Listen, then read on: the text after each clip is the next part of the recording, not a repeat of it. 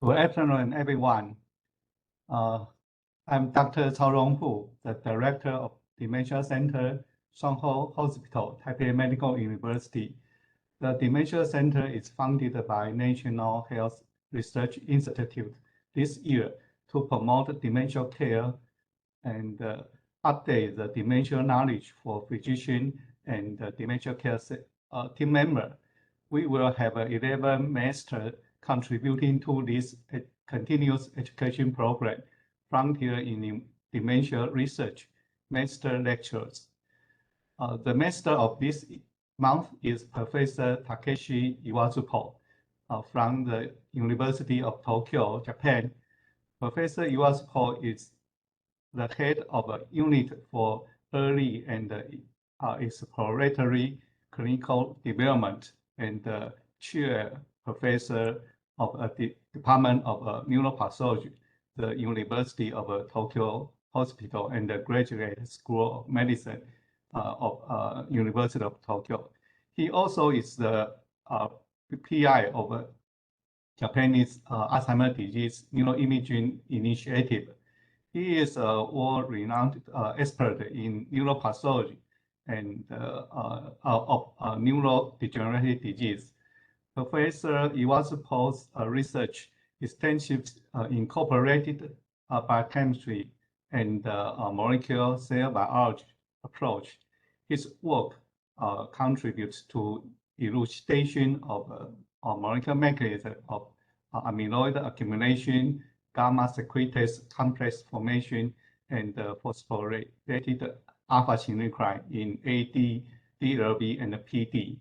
He also leads J-ADNI and facilitates a lot of global clinical trials. The title of his talk today is Molecular Pathology and Disease-Modifying Therapy of Alzheimer's Disease.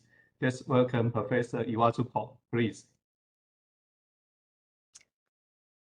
Good afternoon, everyone, and thank you very much, Professor Hu and the colleagues for inviting me to this wonderful meeting. I would have loved to visit Taipei in person at this wonderful season, but because of the COVID-19 pandemic, we have to communicate this time via the WebEx, but it's a great honor and a pleasure. So as a background, I was trained initially as a clinical neurologist, and then I turned to the neuropathology, especially the molecular experimental neuropathology in my 30s and 40s.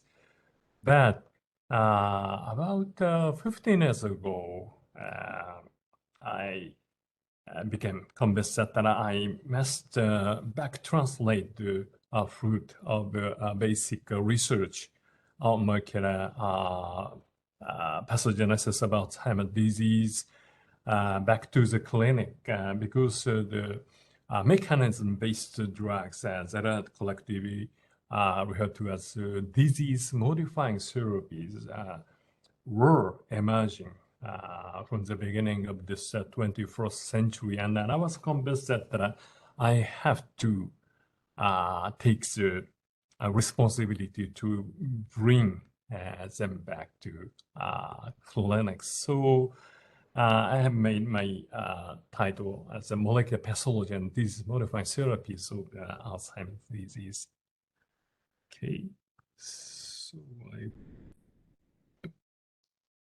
so this is an introduction. So as a neuropathologist, I would like to start with this basic slide. So what is happening in Alzheimer's disease brain? So as you can see in the leftmost panel, so our normal brain has so much volume, and especially the cerebral cortices have so much volume. But you can see as a middle panel, in a very advanced Alzheimer's disease, the brains show the marked cerebral cortical atrophy. You can see the severe atrophy of the frontal and temporal neocortices in this side. So this is a very typical and severe early onset Alzheimer's disease case. And that from the hippocampus of this identical brain, and I have made a Wieloszewski's a very classical chemical staining at the right panel. So you can see the triad, three major features of Alzheimer's neuropathology here. The first and then most important thing is the neuronal loss. So you can see the reduction in the number of normal pyramidal hippocampal neurons here. And the second and the third are very characteristic lesions that are not present in the normal human brains. So the structure marked by the pink arrow is, as you see, neurofibril changes or neurofibril tangles that are primarily composed of a microtubule-associated protein tau. And it is now believed that tau deposition, NFT, is linked to neuronal death and consequently the cognitive decline. And another prominent lesion are senile plaques that are marked by the green arrows that are present in the parenchyma, exercise space of the Alzheimer's brain.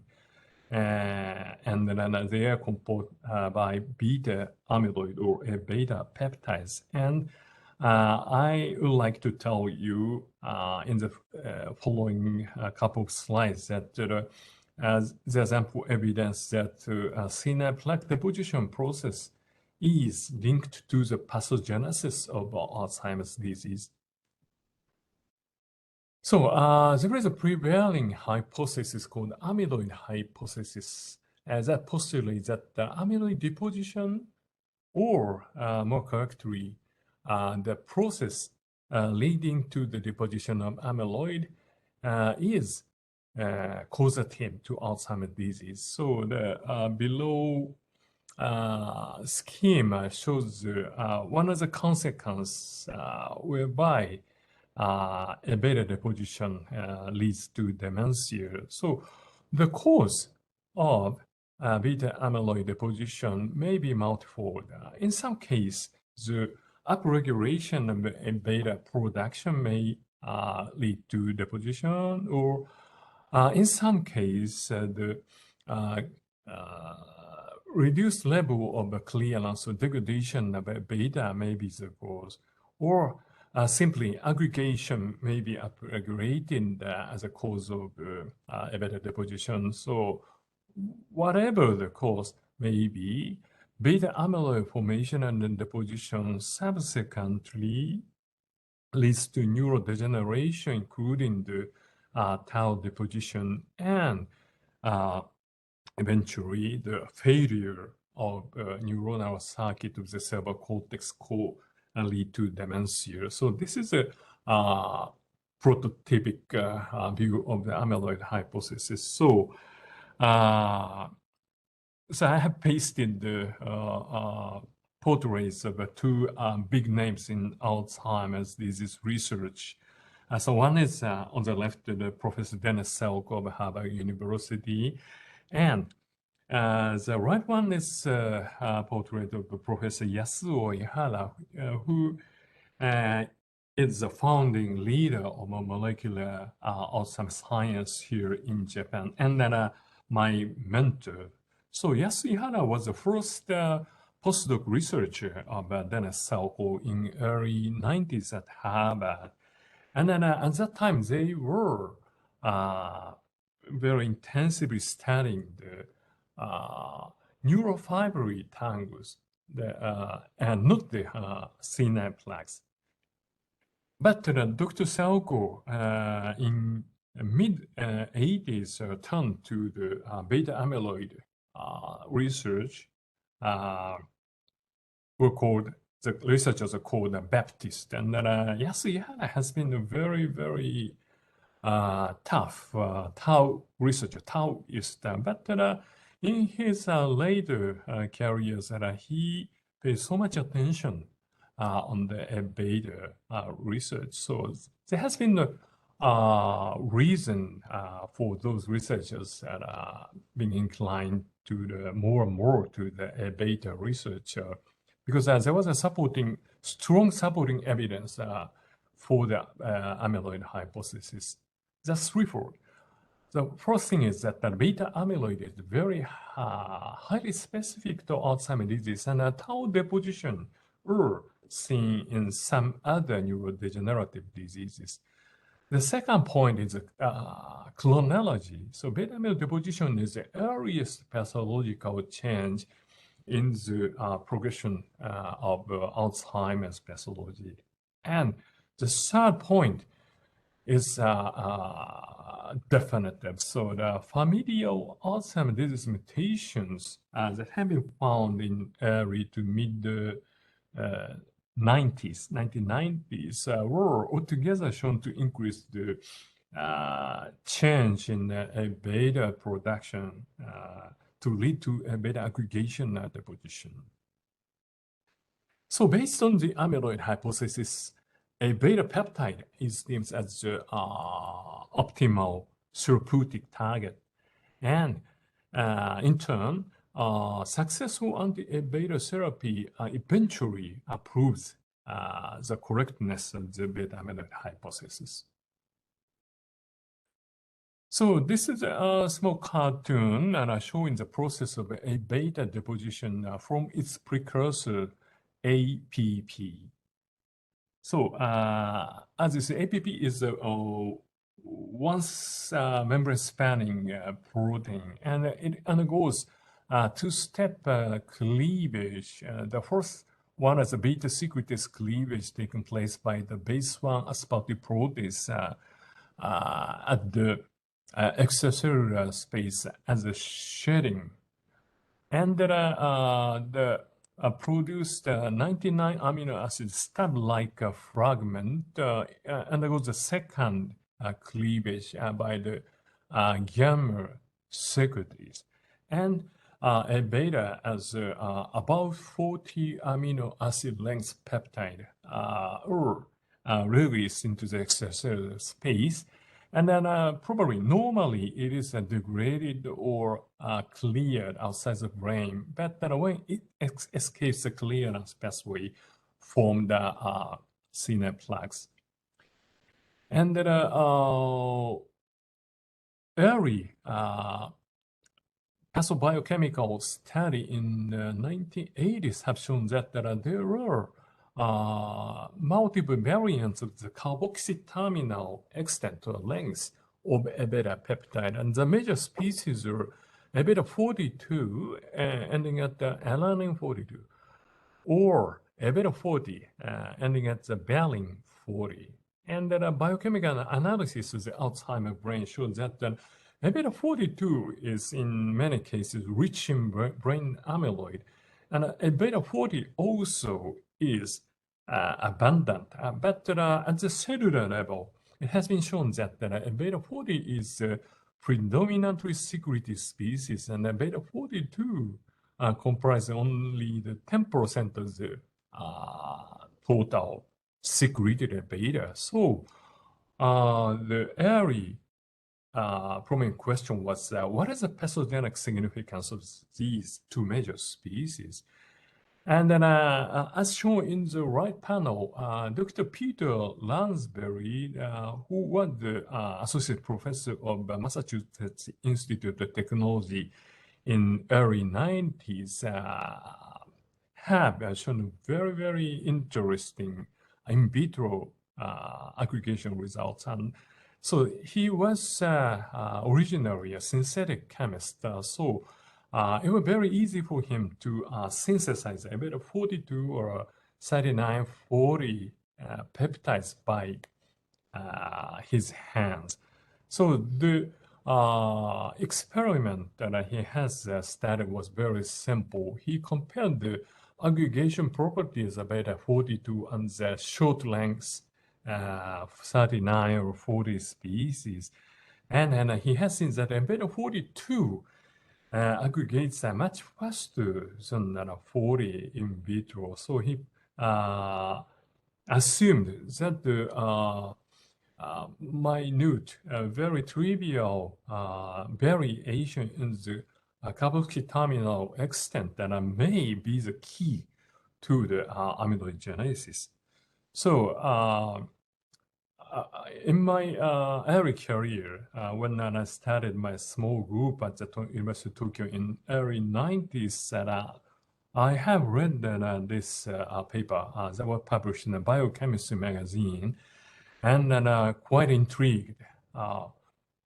This type of very tiny variation in the primary sequence, amino acid sequence of the pathogenic protein may determine the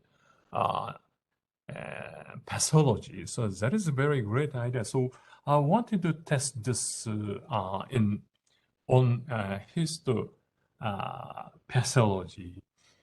So for that purpose, we needed some tools that discriminate the beta 42 and beta 40 on tissue sections. And these two researchers, Drs. Asami Uraka and Dr. Suzuki, who were the industry researchers at the Takeda chemical industry at the time, have created a fantastic probe. There is a C-terminal specific beta antibodies that discriminate beta 42 and 40. So we started collaboration to label the chronological changes in beta deposition seen in the Down syndrome brains. So on the left lower side panel, I have shown pasted three typical stage-specific beta pathology seen in a series of Down syndrome patients. So the panel AB showed the earliest change in early 30s, and at this time, all the beta deposits are in its earliest morphology, that is diffuse type synapse plaques. And then quite surprisingly, beta 42 was positive for all the deposits, but on the consecutive serial section, beta 40 was entirely negative. So at first, I was concerned that beta 40 immunostaining might have failed. But when we have immunostained a bit older brains, we are convinced that beta 40 immunostain also worked optimally. So in 40s, most of the plaques are strongly 42 positive, and some of the synapse plaques started to become 40 positive, especially at the core portion, at the densest portion of the plaques started to become 40 positive. And then in 50s to 60s, when the Alzheimer's pathology is full-blown, and then so many plaques, as well as neurofibroid tangles are abundantly seen at this stage. And then at this stage, most of the plaques have become strongly positive for 40.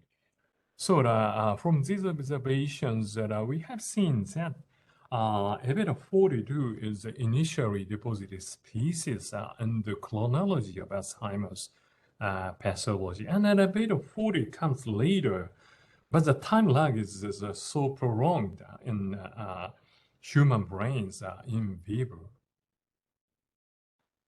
So in early 90s, Dr. John Hardy of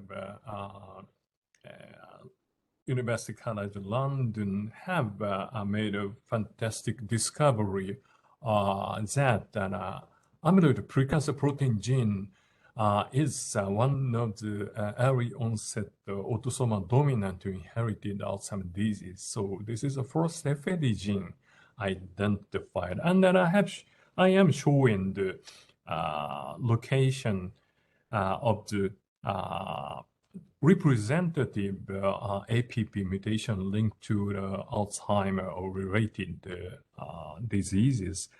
So the one of the most prominent mutations that were found in the single Swedish pedigree, that's called Swedish mutation, that is located at the amino prior to the amino terminus of a beta sequence, a KM2NL double mutation. And it was shown that this mutation close to the γ-secretase cleavage site upregulates the cleavage and consequently increase the total amount of beta secretion. And original mutations was identified by Dr. Hardy called the London type. Is located at the end, opposite end of a beta, and it is also located outside the A-beta sequence, and the A-beta 46 ABP717 valine is mutated to isoleucine. And it was found by Dr. Suzuki and Yankin that was in 94 that it is the relative preferred position of a γ-secretase cleavage that is affected by the London mutation. That is the percentage of a beta 42 that is normally 10% from wild type APP is slightly increased with this mutation. So this is a shift effect in the gamma cleavage position to induce more aggregable beta. And there is another very interesting mutation called Arctic mutation. So this is located, Arctic site is located on a beta 4 or glutamine 22 position. And that glutamate to glycine mutation by Arctic upregulates a beta aggregation, probably without altering the beta production.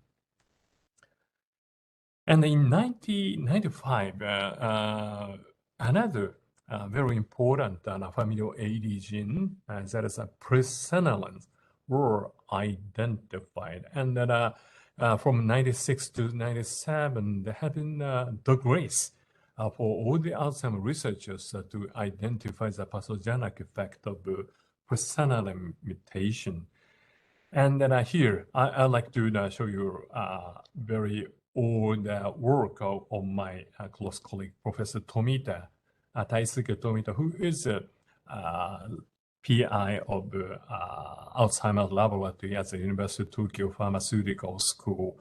So he has done a very elegant experiment using neuronal culture cells, and that he used neural 2A cells and quantitated the secreted beta was an beta 40 and a beta 42 quantitative ELISAs. So this is a mock transfected basal level secretion. So as you see, a beta 42 is a minor species. So when he transfected the wild type normal presenilin, in this case presenilin 2, the ratio doesn't change that much. However, when single amino acid mutants of 141 Bulgar German 239 Italian mutation showed a robust increase in the beta 42 species. So taken together with the APP, especially the London type pathogenic effects, we can conclude that the beta 42 is a pathogenic protein that is causative to Alzheimer's disease. There was evidence by the genetic consequences. And then later, Dr. Tomita has done a fantastic analysis of the consequences in the formation of the γ-secretase complex that is responsible for the intramembrane cleavage of APP. And then he has shown that presenilin as the catalytic center and then the role of other three cofactors, F1, nicastrin, and the final executor PAN2. But then I will skip this part and please refer to his early Nature paper of 2003. So I will switch my gear to the disease-modifying therapies, especially those targeting A-beta. So there may be two different ways. One is the inhibition of A-beta production and using beta or γ-secretase inhibitors. However, early efforts of γ-secretase inhibitor trials have failed because there's a side effect. And then very recently, there came out so many nice and robust beta secretase base 1 inhibitors. And then unfortunately, many of those were halted by the subtle but ignorable side effects. So you may know that now immunotherapy against beta deposition is the major method to be tested in the clinical trials. And then there may be roughly two different types of antibodies. One is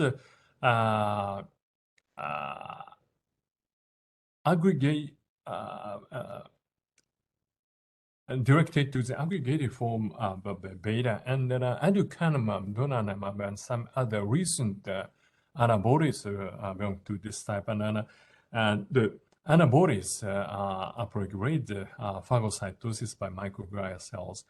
And the other type is solanezumab type, that is, has a higher affinity to the soluble form of beta. And there have been very early phase 3 clinical trials by solanezumab. And then I would like to summarize again the sequence of events in the clinical course of Alzheimer's disease. So Alzheimer's dementia is preceded by MCI, mild cognitive impairment stage. However, looking at neuronal and amyloid pathology shown on the lower side, at the very earliest clinical stage like MCI, the neuronal and amyloid pathology are full-blown. And then it is quite well known that amyloid pathology is the earliest pathology change in Alzheimer's course. And then we can now define the preclinical Alzheimer's disease stage. Probably you have had very new fantastic findings from Dr. John Morris at the last lecture. And then I remember in 2011, Dr. Bruce Spalding of Harvard University was the chair to define the preclinical stage at this committee. So back to the early clinical trials. So the initial phase 3, one of the initial phase 3 trials of using anti-A-beta antibody was done using solanezumab at the mild to moderate stage of Alzheimer's disease. And results have been published in a New England Journal in 1918. So you can see that solanezumab slightly ameliorated the progression speed of a cognitive decline in mild Alzheimer's disease as shown in the red lines. But unfortunately, the cognitive decline was not improved at the statistically significant level. And then on panel B, you can see that the functional, daily living functional level shown by the ADCS-80 was slightly and statistically significant change. But this was too small effects to be implemented in the clinics. So currently, the focus for the Alzheimer's disease, symptomatic Alzheimer's clinical trials is on the early Alzheimer's stage. That is a newly defined term, combining the late stage MCI and mild AD. So to be very simple, the earlier the target of the Alzheimer's clinical trial, the better the clinical outcomes may be.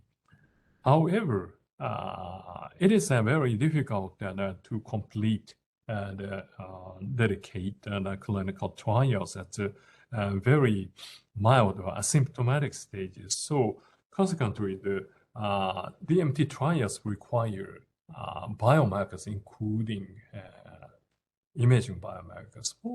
For this purpose, so ADNI, Alzheimer's Disease Neuroimaging Initiative, was initiated in the early 2000s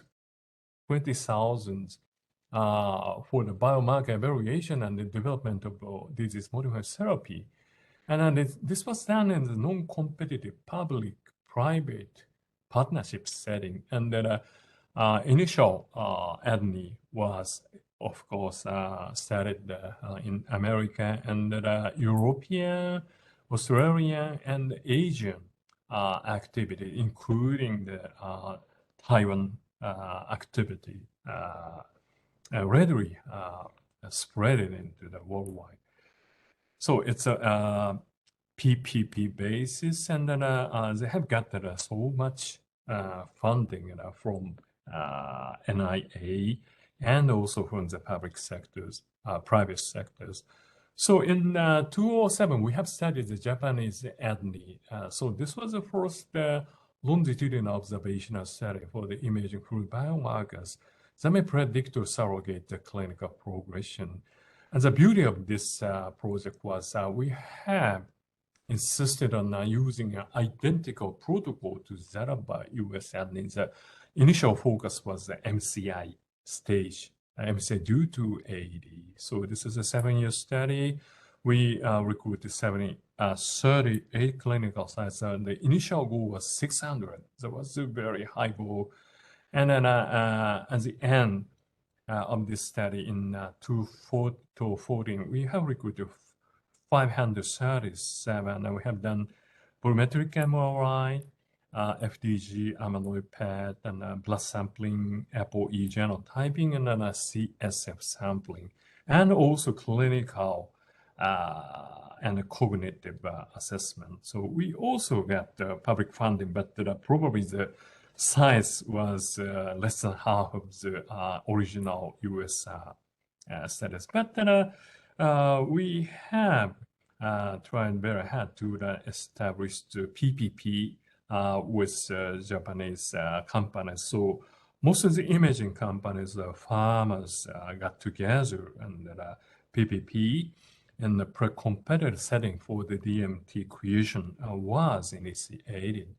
So this is the outcome slides of clinical progression pattern of late MCI and mild AD, comparing the J-ADNI in green and the US ADNI in blue lines with 4 representative measures. So in summary, J-ADNI has demonstrated very close similarity in the MCI due to AD between the Japanese and the Caucasian American people. And then this demonstrated the feasibility of multi-center clinical trials using neuroimaging and biomarkers also in Japan. So this is amyloid PET quantitation. So you can see from the slide. So the red circle shows the elevated levels of individual participants on the PIB PET. So in AD, mild AD group, more than 90% had amyloid, so were genuinely AD. And in the amnestic MCA population, the major target of the J-ADNI, so about 65% were positive. And in normal controls, we started to see amyloid positive, normal, cognitive, asymptomatic, normal individuals in more than 24%. So this is represent the preclinical AD. And then we have seen a very nice correlation between the lower beta-42 CSF level and an increased amyloid PET. So in the meantime, there have been several phase 3 clinical trials that are now showing some positive results. The most representative one is aducanumab data that were publicized and discussed these couple of years. These are emerging and engaged studies. So this is from the published data by Biogen. And then CDR sum of box showed some statistically significant improvement emerged. But for some unknown reason, this was not seen in another identically executed phase 3 trial engaged. And then there is a number of analysis, and some data suggests that patient who had higher exposure, even in the engaged study, had shown a clinical effect. However, the amyloid PET in emerge and engage altogether showed a very nice lowering of brain amyloid deposition. And then some of the CSF phosphorylated tau or tau PET showed the lowering of tau levels in treated individuals. So these data also shows that amyloid PET and probably tau measures promising surrogate biomarkers for the effect. So the next comes asymptomatic preclinical AD trial. So the representative one is A4. So this is a secondary prevention trial in preclinical AD population, and solanezumab is being used, and the total duration is 4.5 years. It's a very long clinical trial. And University of Tokyo is the only Asian site, and preclinical AD cognitive composite PAC is used as an endpoint. So the idea is to demonstrate the change, improvement, and the initial decline in cognitive changes at the preclinical AD stage. However, for this type of preclinical AD trials, there is a strong bottleneck. That is a recruitment, because recruitment of asymptomatic and also positive individuals from the elderly is very difficult. So there arises the need for the trial-ready cohorts. So we are currently trying to set up a trial-ready cohort in Japan, especially for the early stage, the preclinical prodromal AD.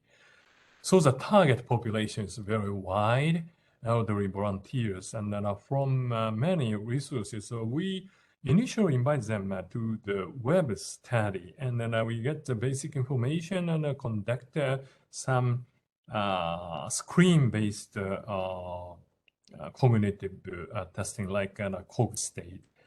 And we then invite some of the web participants to the on-site study. This is a traditional in-person study, including cognitive tests, blood sampling, and amyloid PET. So based on this effort, we invite some of the volunteers to clinical trials for preclinical AD, leading to successful development of the DMTs. So this is a very, very recent biomarker data from the J-track and on the preclinical and some prodromal ADs. So you may know that there was a couple of very promising blood plasma-based biomarker for amyloid beta or deposition or tau deposition. And we have used the plasma beta 42 mass spectrometry-based assays that was created by Professor Tanaka of Kyoto Shimazu company who won the Nobel Prize in 2001 because of his invention of mass spectrometry. And you can see the blue dot shows the PET positive individuals who also showed the quantitative PET level, high PET level at the y-axis. And the x-axis shows the plasma score. And on the right side, the composite score increases. And you can see the very nice detection of a prediction of the brain PET positivity by plasma. The AUC is at about 0.90.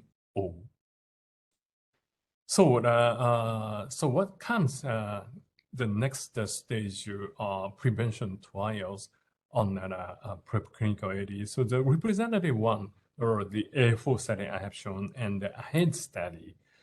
So in addition to A4, that will conclude later this year, currently, AHEAD study that is composed of two studies. One is A45, that is a very traditional preclinical AD study, and A3 study focusing on the early stage of preclinical AD. It is something like an anti-amyloid prevention. And this is sponsored by the ACTC of the United States, and ACTC has chosen lecanemab or ACER company as a test drug for the AHEAD study, and it is currently ongoing.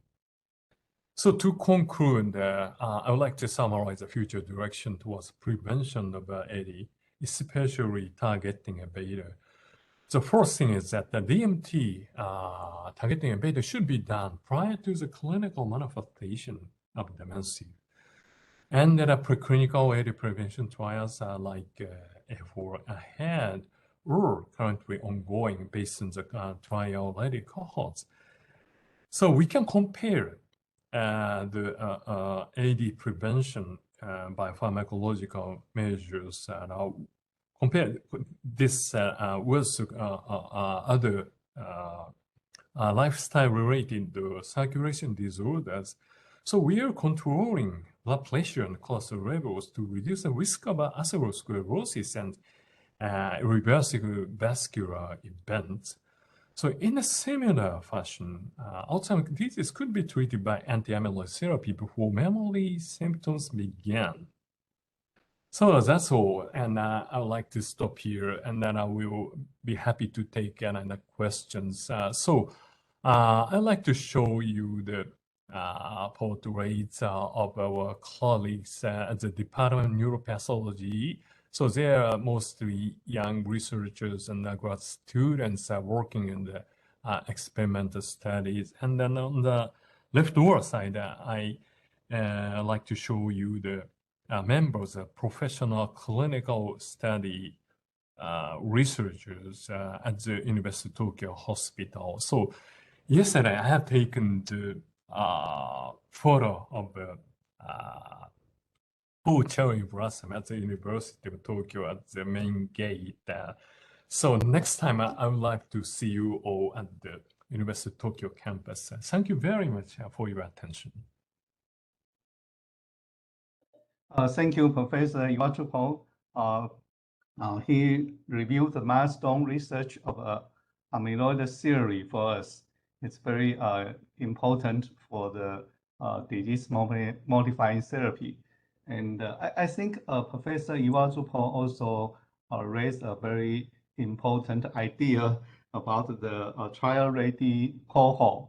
Yeah, it's a very good idea, especially for Taiwanese study. I would like to invite Professor Zhang Qiongzhi. She is the leader of T-ADNI. Professor Zhang, can you make some comments? Can you open your sound, your microphone?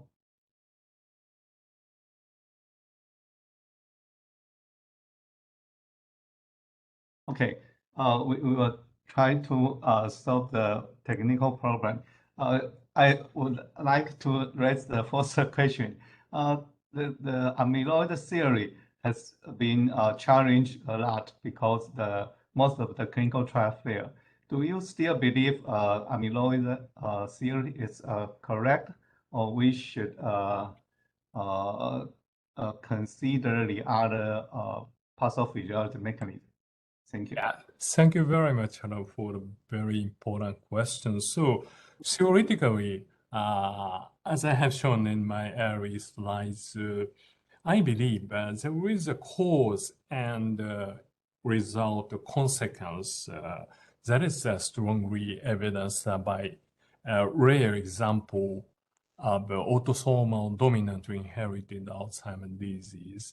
And now we are starting to see the effect, clinical effect of the removal of amyloid accumulations in the ongoing and recently completed clinical trials with amyloid removing type antibodies. So taken together, I think that most of the failures might have been caused, at least partially, by the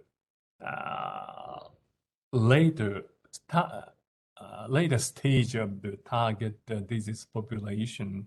So basically, I believe anti-amyloid therapies should have some effect based on these observations, but I am not sure if targeting the beta at the very early stage will completely prevent the progression of neurodegeneration. So obviously, we may need some additional combinatory therapeutics like targeting tau or inflammation or control of the risk factors.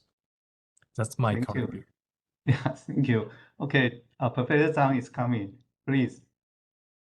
Thank you, Professor Hu. And I have two questions and comments. Based on the Japan ADNI, do you see any amyloid negative, tau positive cases? And how do you interpret the findings, and where are those tau located? From Taiwan ADNI, we see the tau deposition is mostly in the occipital lobe. Yes, started from the occipital lobe, and they did not progress very fast. And do you have any comments on the Japan? Yes. Thank you very much. That's a quite interesting observation. Actually, J-ADNI was done in very a bit on older stages. We started the J-ADNI in 2007, and the J-ADNI first stage was concluded in 2014. And actually, we had we didn't have the tau PET at that stage. And then in the second stage of J-ADNI, we have done small number of tau PET using a flow tau pill. Yeah, and that was done in around 2018. And then we have seen some positivity in tau deposition and some of the MCI due to AD cases, but unfortunately the total number was too small, so we currently don't have data on the relative distribution of tau deposition. So your observations are very, very interesting. And then currently, we are following up the amyloid positive individuals who wanted to stay in the trial-ready cohort, but not directly get into the real actual trial. We are following them up with MK6240 tau tracer, and that follow-up trial is now studying.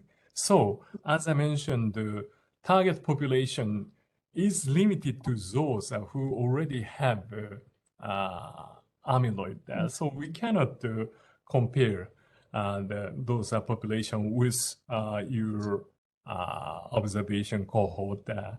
But it's quite interesting, and I will look back at the J-ADNI 2 data. That is a very small set, but all the data have been published in JPAD, Journal Prevention AD, last year. So please have a look at the documentation. Yeah. Professor Hu, can I have one more question? Yes. Please.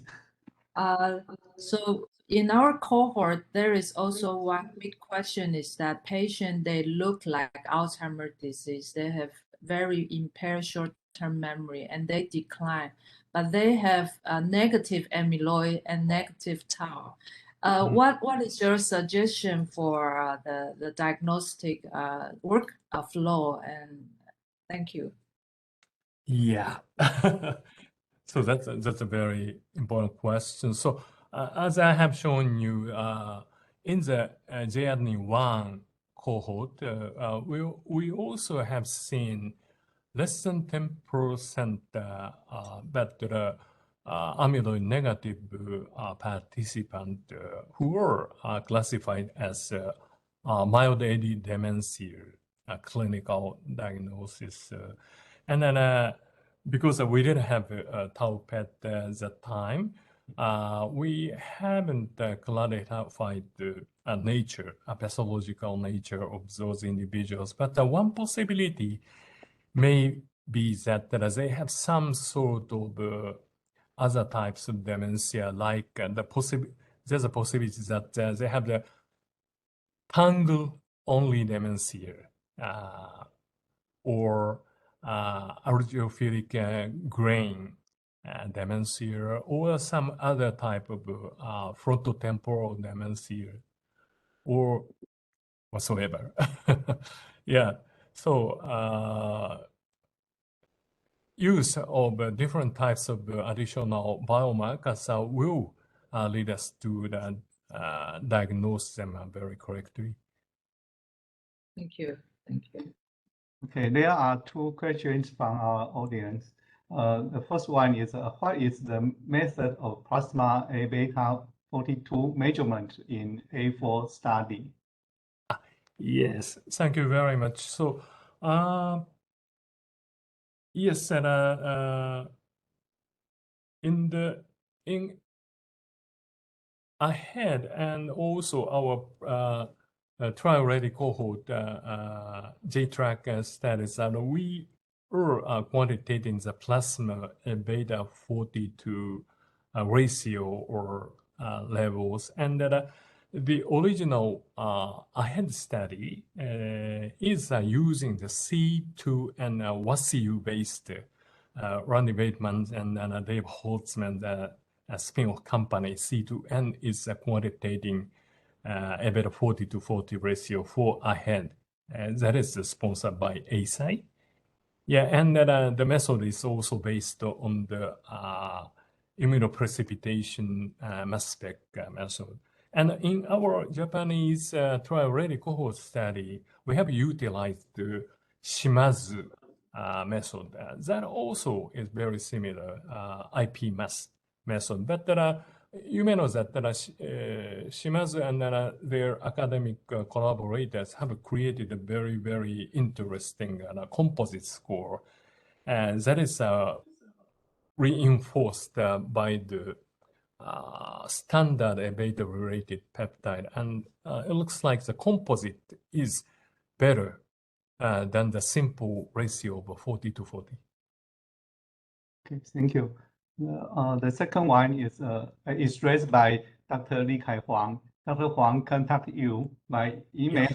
Yeah. Dr. Huang, thank you. Yeah.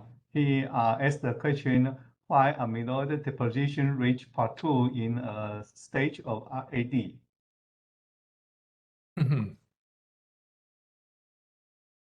Oh, very, very good question. So I don't have a very clear-cut answer. The question, could you please repeat the question? Yeah. I think he asked about the amyloid deposition will reach the part 2 before the clinical manifestation of AD, and why the accumulation not continues to increase. Yeah, very good question. So actually, we are not 100% sure if a better deposition level, the real deposition level is plateaued before the clinical manifestation of AD trajectory. But when we look at them by the imaging or immunostaining, for example, the quantitating by the percent coverage of A-beta immunostaining, that is reaching the plateau. So one possibility is that A-beta is actually causing the downstream neurodegeneration, but it takes so much time, and the reservoir function or reservoir number of neuronal circuit that may be making the time lag. So that is the reason why the full level of A-beta still isn't correlated with the clinical onset. But then it's a very, very deep question, fundamental question, so that I don't have a clear-cut answer. Sorry. Thank you. Yeah. There is no question from our audience. I have another question about the ApoE genotyping. Yes. Yeah. In Taiwan, we have a low ApoE4 allele frequency. And how about in Japan? And Yes. I'm wondering, sorry, please. Yes, that is very similar. So probably the incidence of E4 rate is put together 20% or at the other frequency level 10% with us Asian. So in Japan, it is very similar. Yeah. In the J-ADNI population, I have skipped the ApoE4 data, but the incidence in normal population was 22%, and then in MCI, there was 52%, and in mild AD population, it reached 60%. So that is about 10% or so lower than in Caucasian population. Yeah. So this is a very common feature with this Asian, I believe. So do you find the effect of ApoE genotyping on the progression rate of AD? Good question. So basically, the instance of AD directly caused or linked to E4 should be lower.